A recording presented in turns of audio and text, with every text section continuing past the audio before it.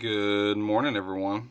I would have brought out my guitar, but it's kind of super early because I woke up super early because I just got back from the man camp yesterday and I didn't sleep too well then. And for some reason, when I don't sleep well, I wake up early. So here we are. It is technically 5:08, but man camp. So we are getting into Proverbs 3. Let me say that before we go too much further. Let's talk about man camp. Man camp was awesome. Man camp was super cool. So we went through the itinerary. I'm gonna be honest. I told y'all about the misery whip. I still don't know what that was.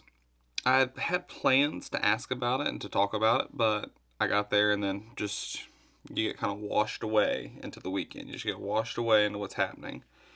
And I totally forgot about it. I'm gonna be honest. I sucked on that one. But long kit and caboodle put together. We went to this camp over in Memphis, and it was like in the city of Cordova, but it was like a summer camp feel. It had a lake, it had cabins, it had beautiful outdoor stuff. It was just a legit like summer camp feel.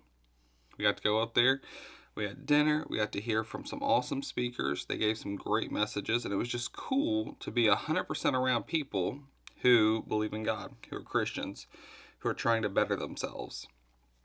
And I think that's what the key is that it's not necessarily like you can't get that you can't get the messages by going to church. But what ends up happening is you get like 4 or 5 awesome, well put together messages specifically for men. Okay, so because it's man camp, so you get specifically for men around people who are 100% trying to better themselves, who are 100% trying to putting themselves out there a little bit, taking that jump because it's definitely hard. It was definitely hard, like walking up that first night, and be like, "Hi, I'm Logan," and I'll let you know there's like that group of people that already know each other, and you're trying to insert yourself a little bit. So it's definitely putting yourself out there a little bit, and you're around a group of people that all also did that as well.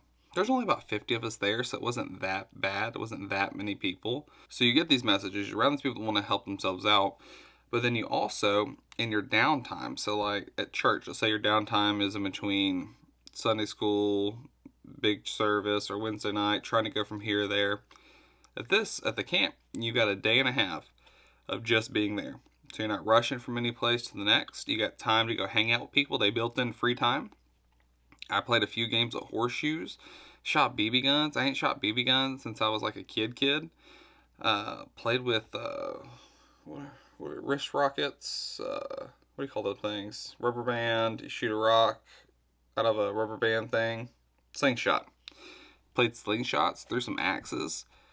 The food was amazing. It was just a good, relaxed thing, and also provided the opportunity to have those unstructured connections. So you got a bunch of good stuff to talk about and think about. A bunch of good stuff from the Bible. Okay? Then you got those unstructured connections, good food, fun little games to play, silly little games to play. It was an awesome way to do it. And I'm going to be honest, I highly recommend everyone to do something like it. I'm sure it exists other places. I'm sure there's other churches and stuff that have something like that. If not, I would highly look into doing it. Just a simple weekend getaway. It didn't even have to be far. It was like 20 minutes from the house. Just something to get everybody together on the same page, thinking, making those, like I said, informal connections. You should totally do it if you've got a men's ministry and you're not doing something like that. There's another thing I was told about, and I don't know if I'm going to do it. I don't even know how much it costs. You know what? Let me look at that. The other thing I was told about is called Faith Walk. It's called Six Dias in other places, or Walk to Mayas. It is, I don't really know much about it, to be honest. But I've heard, everyone that I've heard that's gone through it says great things, and it's a 3-day thing, kind of like man camp, I think. I think I might do it. It's about 6 months from now. So I've got some time to, or actually 3 or 4 months from now. I've got some time to think about it. It's in March, so we'll see. We'll see. But I like the idea of putting myself out there to give me that opportunity to grow as I move in my walk with God. Do you need to do those things? I doubt it, but it definitely, I feel like it helped. What did it help? I don't know. But I will tell you this, okay? So last week we were in Proverbs 2, and then we're coming up, or not last week, I do 2 of these a week.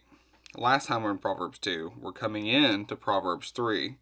Do you know what the first night's like big message was? Proverbs 3. So you're like, oh my goodness, like, isn't that like a coincidence? Is there a coincidence? Was it God? That's all I'm saying. Because how does that timeline work out? We've been doing this for, I think it's episode 29. So we've been working our way all the way through Luke. I didn't know where I was going to go after Luke when I started. So then to go to Proverbs and to be at Proverbs 1, Proverbs 2, and then go to Man Camp, that's pretty good. That's a pretty heavy coincidence for it to be just coincidence, is all I'm saying. Okay? Because I don't want to sit here and say, oh, that was definitely... Wow, I don't mind saying it's like, I mean, God definitely worked somehow in that for that to work out that way. There is no doubt in my mind in that. But then how do you verifiably justify being able to say that? I don't know. That is something I'm trying to work out. How do you, because like there was a question that was posed at Man Camp. We were doing these little breakout sessions. And he said, hey, y'all talk about like how God, like a way you've had like an answered prayer.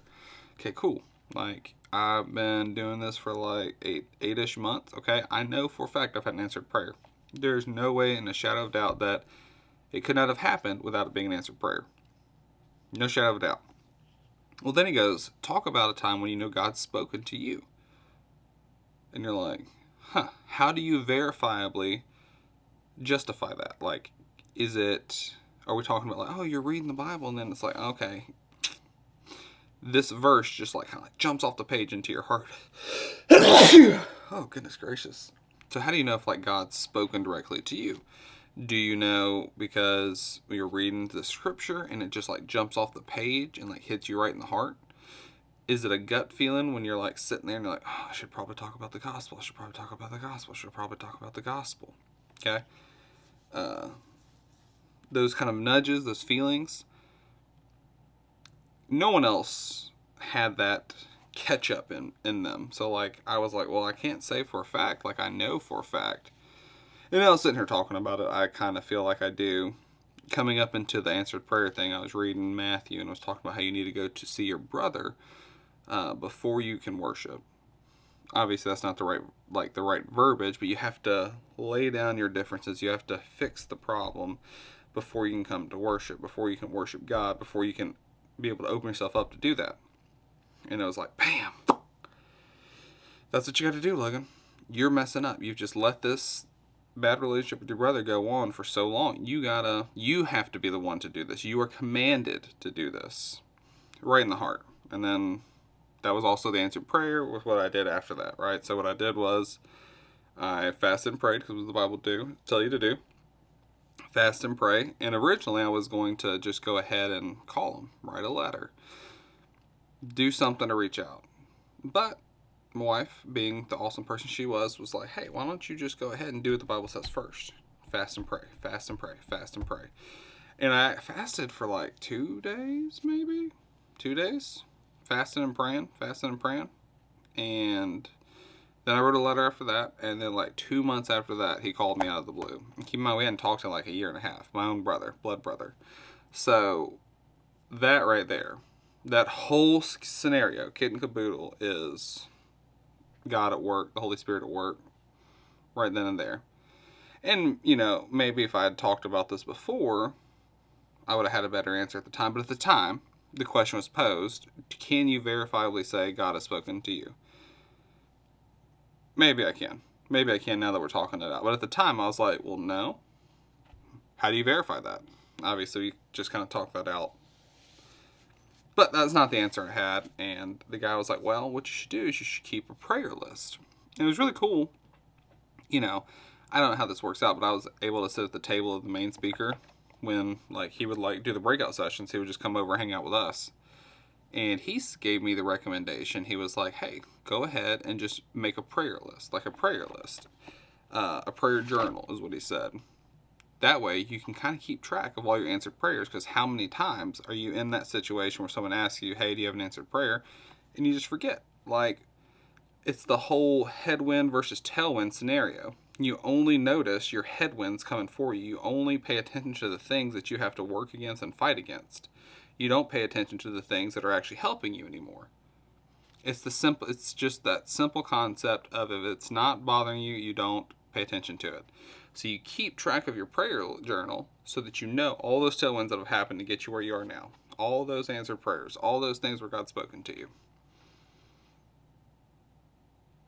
Now, I already have enough stuff going on, like, in my life. So what I think I'm going to do is I'm just going to start writing my prayer list in the front of my Bible. And I've got like 2 or 3 pages that I can actually write on, and then eventually move it to like the back of my Bible if I fill up those. Just because I got a few blank pages, but not that many actually. Maybe I'll just start in the back, honestly. Right before the maps of everything. But my thought is I just do it in my Bible. That way I always have it when I have my Bible. I don't have to have an extra notebook, an extra thing. So it was a good recommendation. It's something that I'm going to go ahead and do. So now let's talk about the things that just grinded my gears, okay? Sometimes I think I'm on the spectrum, just because there's little things that get to me and like really get to me. So like, I sleep a certain way. Put earplugs in, put a face mask on, I'm out. All right, I got like a pillow, I get my neck just right, I'm done. Well, here at the camp, you're sleeping in a bed hall. So like, there was like 30 dudes in a bed hall on one side and like 30 dudes on a bed hall on the other side, like, or 25 and 25, whatever it was. Well, for some reason, and this just, like I said, grinding my gears, someone gets in there before me, that like going to bed, and puts on a white noise machine. A white noise machine. I get why you would want that, but what I don't get is, if you're sleeping with a bunch of other people, why do you think it's appropriate for you to turn on a stereo of white noise? Why not put earplugs in? Earbuds. Earmuffs, something that only you, because you want to hear the noise, have to listen to. Because I sure as heck do not want to hear crappy wave sounds going whoosh. Wait for it. Wait for it. Wait for it. Whoosh. Literally all night. Like, I woke up at 3 a.m. And the other thing that grinded my gears, and it's just the sleeping thing. Because I'm gonna be honest, I get real grumpy if I get sleepy. I'm gonna be real about that. That is a point of like growth for me. If my sleep gets messed up, I'm like, it just twists up my brain, and I'm just like, I'm ready. It just puts me on already level 5, like ready to go. Which I probably shouldn't be. I should probably be a little bit better about that. But I'm not, and I'm growing. The other thing that I woke up to at 3 a.m., not just the white noise machine still going, someone gone over to the thermometer and turned it way the heck up. Like, I'm talking, it was so hot. It was hot if I was just laying there on my bed with no sheet on. And it's cold outside. And then I didn't know where the thermostat was to go change it. I was like, oh my gosh, this is a nightmare. It's hot, okay? I can't sleep when it's hot. This white noise machine's going on. It's 3 a.m. And I'm just like, this is a nightmare. This is an actual living nightmare right now. And I was like, God's testing me right now. He's like, what are you going to do, Logan? What are you going to do? And I was like, don't get mad. Don't get mad. Just try to lay down. I watched some like YouTube video on my phone, and I went kind of back to sleep. And when I woke up, it was time to get up and go eat breakfast. But I was like, man, that is the only downside about this camp, is like, I didn't have the creature comforts I was used to. And that does not bother me like when I'm camping, because you can move your tent 50 yards from everybody else. You don't have to be close. That was not the scenario in the bed hall. So that is a point of growth for me.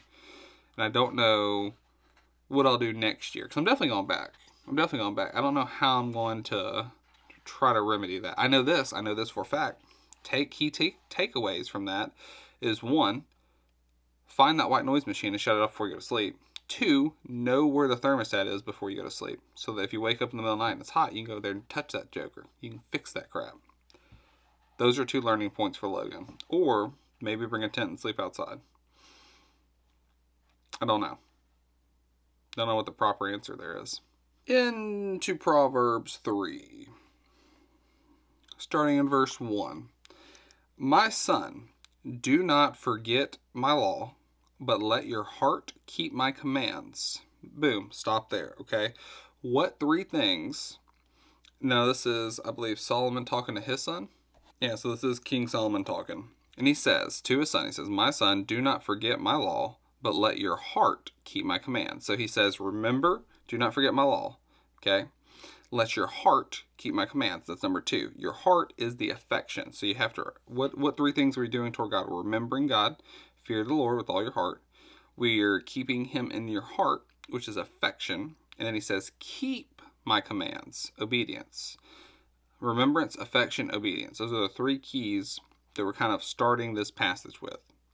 Moving in verse 2. For length of days and long life and peace they will add to you.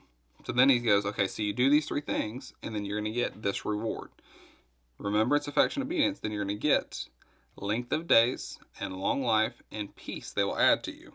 Which I really like it when the Bible goes, this is what we want you to do, and this is what you're going to get. Like, this is how this works. So when God says, thou shalt not, he's keeping you from hurting yourself. But vice versa, he's also saying, thou shalt do this other thing.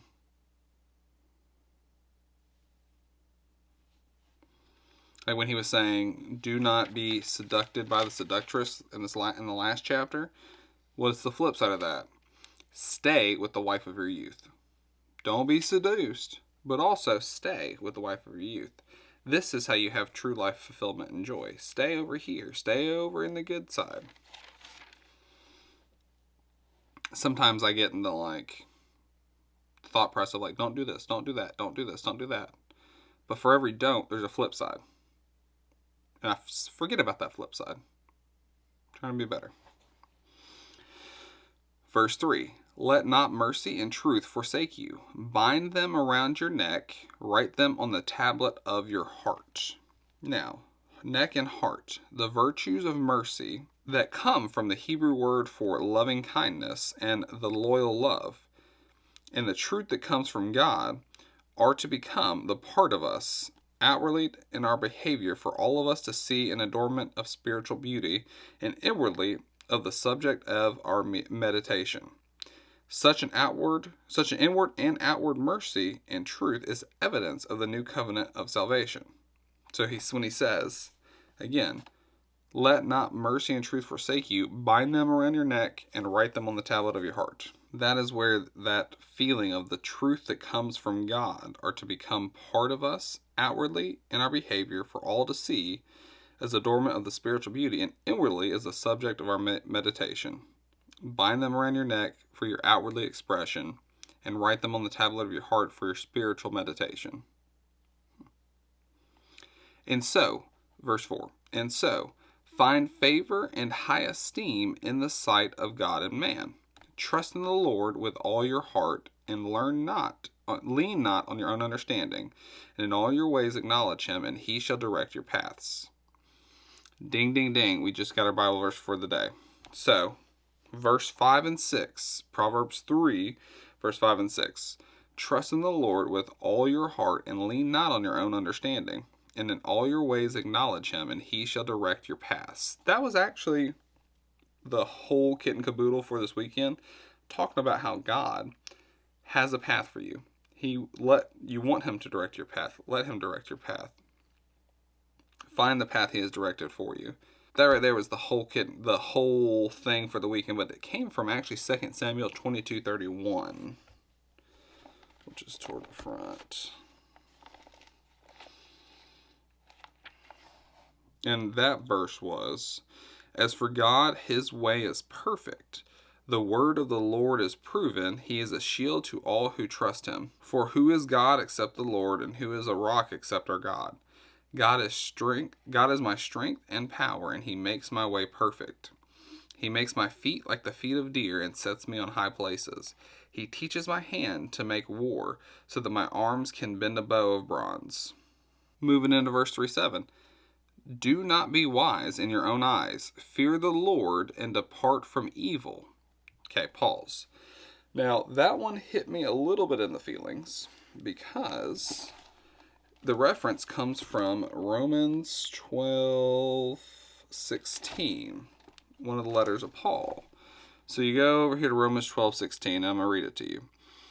Be of the same mind toward one another. Do not set your mind on high things, but associate with the humble.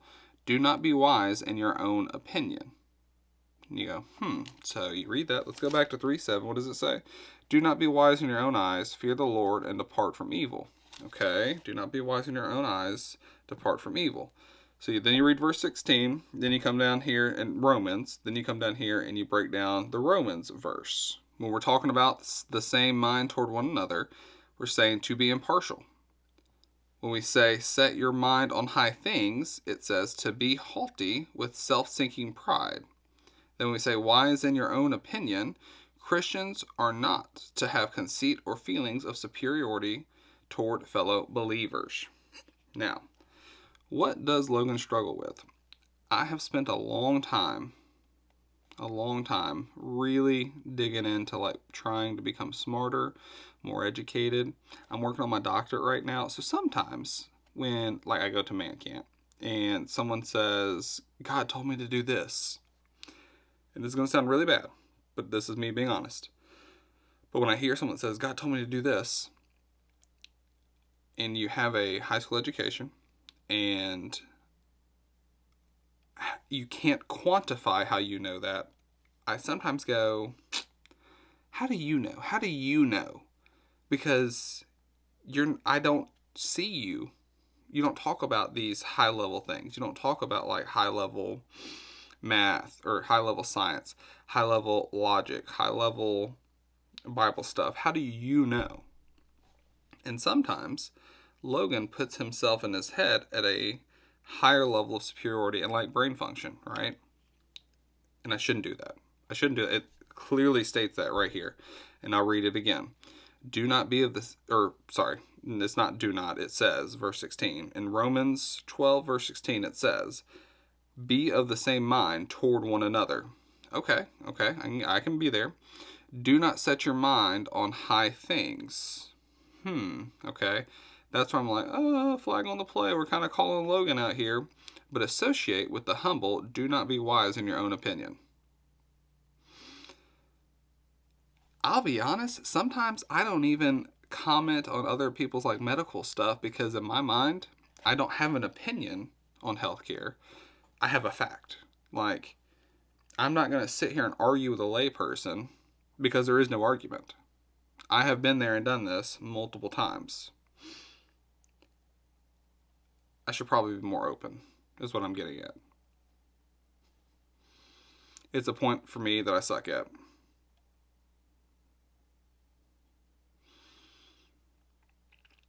I talked to a dude this weekend, and this is just something that was brought up. They brought up like how big of an issue pornography is for just men in general. And the main speaker at one point said, in this room, statistically, there's at least 3 or 4 or 5 or 6. I don't remember the number, but there's a bunch of people in this room. They're going to have issues with pornography, statistically. Even in a room full of believers, there's going to be at least 3 or 4 people in here that have a problem with pornography. And I was like, that's interesting. And cards on the table. I've looked at it before. I've never considered it a problem. I don't look at it now.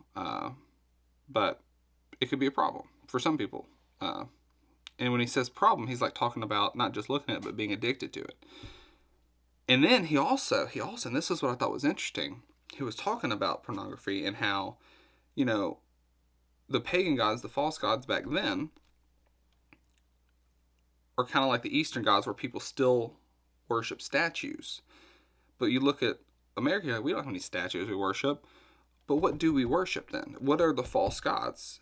And he specifically said, like, pornography. There's more money in pornography than all the major league sports stuff put together. So, like, Major League Basketball, baseball, hockey, football. All the gross income of those 4 things is still smaller than what pornography takes in on a yearly basis. which is mind-blowing. Mind-blowing. Number one, I've never paid for anything, so that means there's that many people out there that's paying for stuff. Like, obviously this is before Christ, right? Before Christ, that was a thing. But there's that many people that pay for that. Like, what? Like, that's crazy. That's crazy. You're spending money on that. That takes in more money than all the football stuff, all the baseball stuff, all the hockey stuff. Okay, so I tell you about my issue where I'm like, oh, I'm like really smart, like, or I think I am. The people that are smartest are usually the dumbest, so I'm like, be careful, Logan. But anyways, I'm talking to this dude, and he tells me about his struggle with pornography, and he's an older fella, and I was like, whoa, like it like ruined his life, like he let it like really get bad. Adrian Rogers used to always say, or said, I mean, I was younger when he passed, but I still listen to his lectures. He says, you can't take an ember in your bosom, and I think that's a verse somewhere, an ember in your bosom and not get burnt. Like, you can't look at something like that and it not mess with you mentally. And we've talked before about how, like, a sexual sin is one of the worst sins, because not only is it a spiritual sin, it's a physical sin at the same time. Like, it has that mixture of just getting you in both directions, where, like, lying doesn't have that. It's only like a mental sin. Anyways, I'm just saying, people got problems. I may not have the same problems as you, but I definitely got problems. Yeah. So, we're going back to Proverbs. In 3:7 it says, do not be wise in your own eyes, fear the Lord, and depart from evil. It will be health to your flesh and strength to your bones. In verse 8 it says, it will be health to your flesh and strength to your bones. Honor the Lord with your possessions and the first fruits of all your increase. So the barns will be filled with plenty, and your vats will overflow with new wine. A biblical view of possessions demands using them for honoring God. This is accomplished by trusting and giving the first and the best to God, the first fruits, by being fair, by giving generously, and by expressing gratitude for all He gives. The result of such faithfulness is to honor Him in prosperity and satisfaction. Verse 11, my son, do not despise the chastising of the Lord, nor detest His correction. For whom the Lord loves, He corrects, just as a father the son in whom He delights. Pause. Not despise or chastising. Since even the wisest of God's children are subject to sin, there is necessity of God's fatherly discipline to increase wisdom and blessing. Such correction should not be resisted. Now, read that. Here in Memphis, we just had a pastor at a local church, and that's always the news headline. We just had a pastor at a local church get arrested for identity theft, I think. I actually haven't seen the news story, but the reason this comes up is our head pastor from the church came out to man camp, and he talked a little bit about it. He said, this is the reason why it's so important for us to stay in the Word. This is why it's so important, because every single man or every single person is not infallible. We are all, like, subject to sin. All of us are sinners, number one, but all of us, the devil's coming for. The enemy literally steals and kills and comes in the night. And another thing they said that really stuck out to me is that if you look through the Bible, what are the times that people fail? What are the times the devil comes and gets you? Right after a victory is the time that the devil comes and gets you. When are you like most lax? Right after a victory. Right after something great happens in your life, you're open up for lies, deceit. Like, it's easier to deceive you right after victory. It's easier to deceive you during times of physical weakness. So a sickness, you're tired, your lack of sleep. Those are times that you should be on guard for the devil to come for you. You have to guard your heart. You have to stay close to the Lord. Another thing they said, if you just stay close to the Lord first, and then pursue your wife like you would pursue like that deer, right? That big buck you're trying to get. If you do those two things, you'll stay out of the majority of harm's way. I like that actually. Verse 13, happy is the man who finds wisdom, and the man who gains understanding. For her proceeds are better than the profits of silver, and her gain than fine gold. She is more precious than rubies, and all the things that you may desire cannot compare to her. Length of days is in her right hand, and in her left hand riches and honor. Her ways are the ways of pleasantness, and all her paths are peace. She is a tree of life to those who take hold of her, and happy are all who retain her. That was 13 through 18. That section is just so beautiful. It kind of feels like Solomon like this. This is a great way to kind of put a picture in your head that we can understand as humans of why to do this, right? Why do we do this? Why are we trying to get into the Bible and understand this? Because happy is the man who finds wisdom, and the man who gains understanding. For her proceeds are better than the profits of silver, and her gain is than fine gold. She is more precious than rubies, and all the things you may desire cannot compare with her. Length of days is in her right hand, and her left hand is riches and honor. So we've already said multiple things, all right? Profits are better than silver. Her gain is better than gold. She is more precious than rubies. She has the length of days in her right hand, and riches and honor in her left hand. Her ways are the way of pleasantness, and paths are peace. Don't you want a pleasant and peaceful path? And she is a tree of life to those who take hold of her, and happy are all who retain her. The tree of life is an expression. It's a metaphor referring to the temporal and spiritual renewal and refreshment. Verse 19. The Lord by wisdom founded the earth. By understanding, he established the heavens. All right, so pause. What did we just say there? The Lord by wisdom founded the earth. By understanding, he established the heavens. By wisdom founded. Solomon is indicating wisdom is the basic to all life, for it, by God, created everything. God used wisdom to create everything. Since God used it to create the universe, how eager we must be to use it and to live in this universe. Go Solomon. Good job, buddy. By his knowledge, the depths were broken up, and the clouds drop down the dew. My son, let them not depart from your eyes. Keep sound wisdom and discretion, so they will be life to your soul and grace to your neck. Then you will walk safely in your way, and your foot will not stumble. When you lie down, you will not be afraid. Yes, you will lie down, and you will sleep. Your sleep will be sweet. Do not be afraid of sudden terror, nor of trouble from the wicked when it comes, for the Lord will be your confidence, and keep your foot from being caught. Now, something I just noticed, I didn't notice earlier. When you lie down, you will not be afraid. So 1, get rid of that anxiety. Be done with it. Yes, you will lie down, and your sleep will be sweet. Do not be afraid of sudden terror, nor of trouble from the wicked when it comes. So what he's saying, there is going to be trouble coming. Don't be afraid of it. He's not saying it's not going to come, or it's not going to happen, or it's not going to be there. But just don't be afraid when it does. Because the Lord will keep you your confidence, and will keep your foot from being caught. I like that. The breakdown of that is, living in God's wisdom provides the basis for the believer's peace of mind and removes fear. Resuming in verse 27. Do not withhold good from those who it is due. When it is in the power of your hand to do so, do not say to your neighbor, go and come back, and tomorrow I will give it, when you have it with you.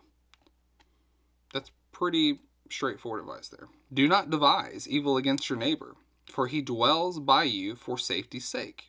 Do not strive with a man without a cause, if he has done you no harm. Pause.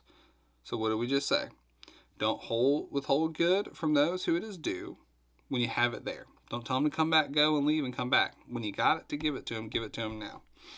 Don't sit there and devise evil against your neighbor. Who is your neighbor? Literally anyone that you're in contact with is your neighbor, right? So don't sit there and devise evil for no reason.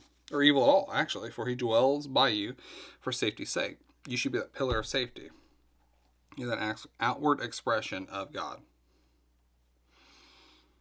Do not strive with a man for without a cause, if he has done you no harm. You break it down, what are we talking about when we say strive?